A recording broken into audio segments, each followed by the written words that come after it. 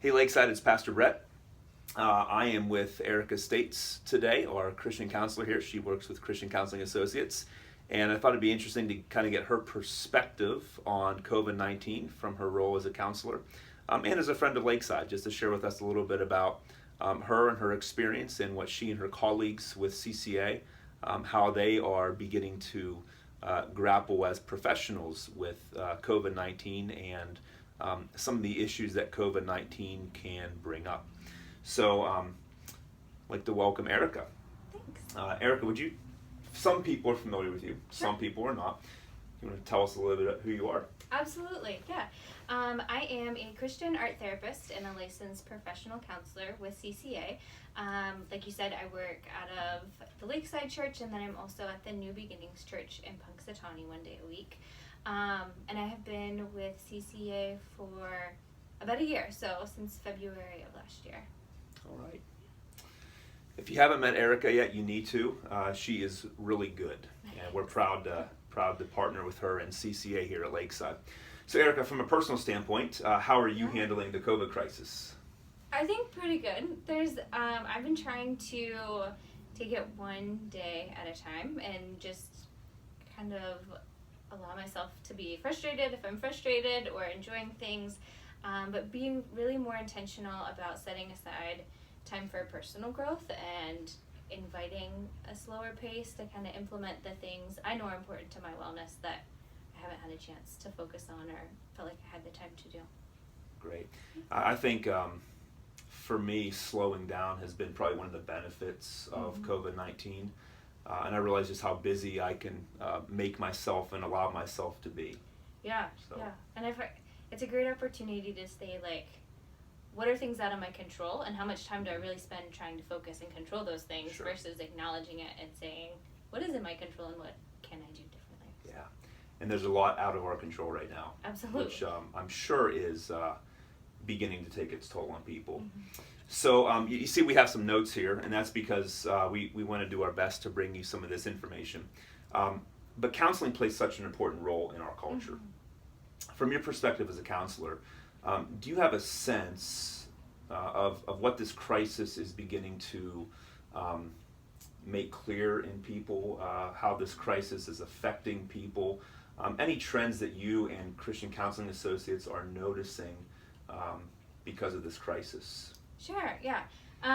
Some things that I have noticed, first of all, social connection and predictability, routine and preparation for transitions are all really important for all of us in normal life. For kids throughout the school year, for us as we transition through jobs or different life changes. And really, there's been not a lot of that with this crisis. It just kind of came up and different orders seem to have been in place kind of like back to back at times, and so that can be really challenging just in terms of like not knowing what's coming up next.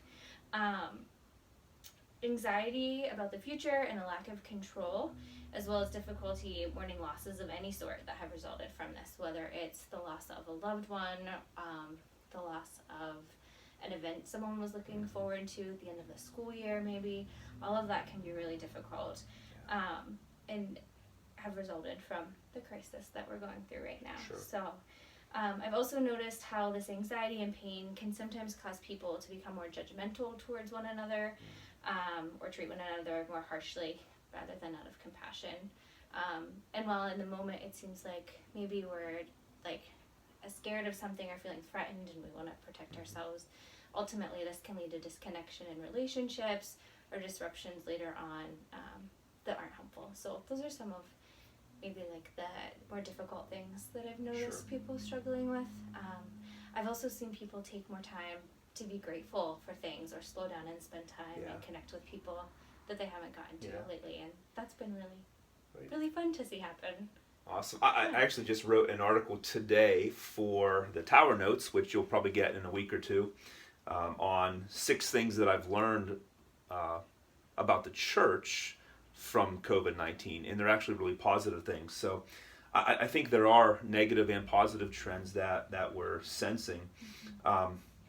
It was really hard to tell my girls that they were done with school for the year. And so this sense of sadness and grieving those loss. But you used a word that I think is really important, because I've had conversations with people about anxiety. Okay. Just a general anxiety. You know, it's kind of like trying to figure out how to fly the aircraft while the aircraft is in the air. Absolutely. And every day is changing, and there are a lot of emotions with that. So do you have any advice for folks who are maybe really beginning to struggle with worry and fear and doubt and anxiety? Anything that we can be doing at home just to kind of find our way, navigate our way through feelings of anxiety? Yeah. It can be easy to feel alone or get caught up in our own thoughts during times of isolation. So you start to feel maybe a little bit worried or anxious about something, but then that isolation or a lack of routine and structure or things to do allows those thoughts to kind of ruminate and snowball and become so much larger or heavier, it seems, than if these things weren't happening Sure. right now. So seeking support and connection, whether it's from family, a friend, a spiritual leader, or a counselor, are all great ideas. Other important steps to take are accepting negative emotions such as anxiety, grief, or frustration, and just acknowledging them for what they are rather than trying to avoid them or make them go away. Yeah. Creating new routines that support structure and a sense of purpose, being intentional about social connection, and caring for yourself by getting creative with exercise routines, ways that you're connecting with people, nutritious meal recipes that you maybe haven't had time to explore before, and taking time for personal reflection and spiritual growth, just to kind of give that more attention when maybe it's something we tend to pass by when the calendar's full of things to do.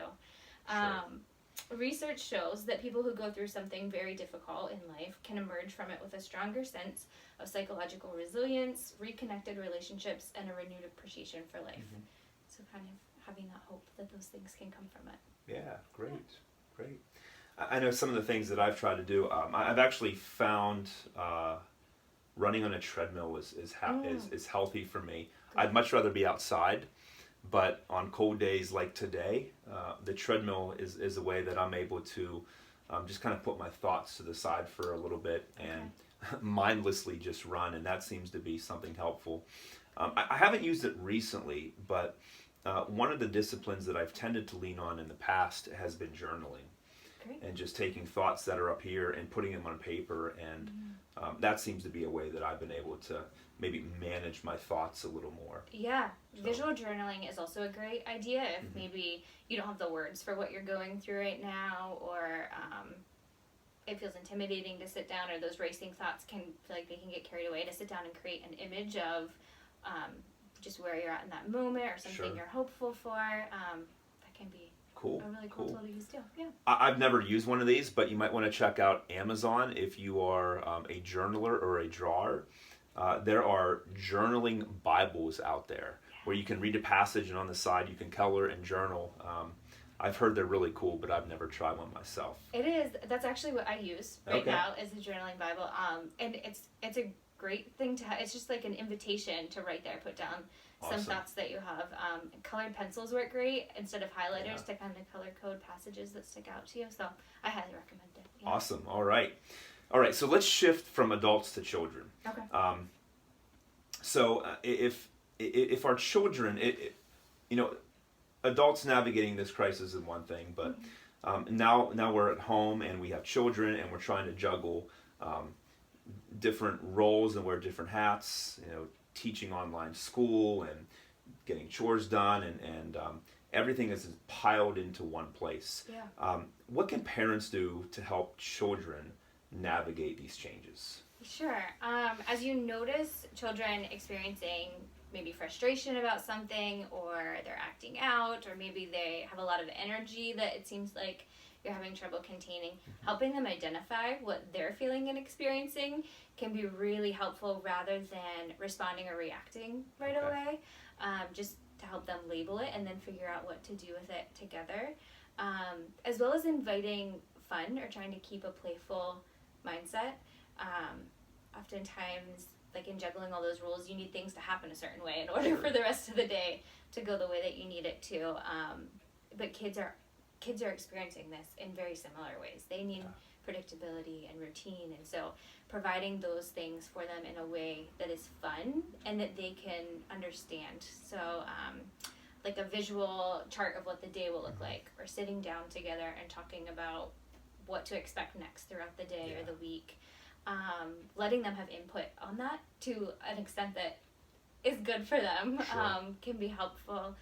Inviting them to participate in those roles, whether it's meal preparation, choosing the movie for the night, whatever you're doing, those things can be really helpful.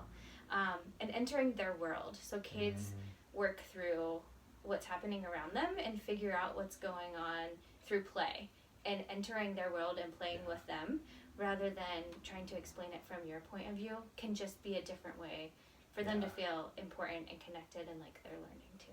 All right. Yeah. Well, I have entered the world of play recently. It seems like every day I've been invited to play Barbies with my youngest. Not what I expected to be doing during a crisis, but I think it's important for her. So, well, thank you. So how about this one? And you've shed a little bit of light on this, but as a follower of Jesus, and as a person who cares deeply about what happens inside the church and through the church, how do you find one's spiritual life contributing to one's overall well-being? Sure. At CCA, we are focusing on taking an integrative approach to mental health. So that means we emphasize the importance of biological, social, and cultural, spiritual, and psychological aspects of well-being and how they all interact together. Our spiritual life can include our faith status, our maturity, beliefs about our connection to God and each other, our sense of purpose, our values, our experience of self-growth. So having a firm foundation of values grounded in Christian beliefs and living out those values through a pursuit of a relationship with God provides a sense of hope and purpose beyond just ourselves and what we might be experiencing at any given moment. Focusing on this larger picture and a deeper meaning can allow us to accept the present moment for what it is, whether it's full of suffering or celebration or anything in between, and continue to live daily life based on what we value and believe in, rather than simply reacting to our emotions and letting them take the wheel. Our spiritual life becomes a compass then that we can continually return to and know that we can reorient ourselves on a path to wellness. All right, thank you. I don't know if you, I'm sure you probably are familiar with the term shalom. It's a term that I've often like to use when we talk about well-being. And shalom has this idea of peace, but even more it means sort of this wholeness, that we're not just a body, we're not just a soul, we're not just a mind, we're not just emotions, but we are each of those, and we are comprehensive in that. And so mentally, when we're maybe not in our right frame of mind, it can take its toll on our bodies, and vice versa. So as a pastor, I definitely think that Jesus as the head, if we are paying attention to that, it will make it easier to work on some of the other pieces. Something I have personally found really helpful is turning to the Psalms, and like noticing how much I can relate to the way that the writer was experiencing that point in time, which was so long ago, to see that like we're not alone in what we're going through. Other people have struggled in these ways, and then seeking guidance in how to reach out to God, or the mindset to use as I move forward through the day. I think it's safe to say that every human emotion is listed in the Psalms. Anger and sadness and grief and despair.